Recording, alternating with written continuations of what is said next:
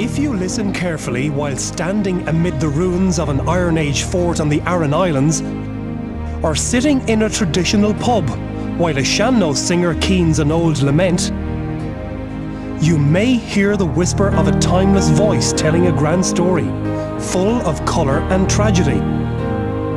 At once earthy and ethereal, echoing down the centuries. Something ancient, but profoundly relevant to those who live in Ireland today, and those who visit the Gaeltacht.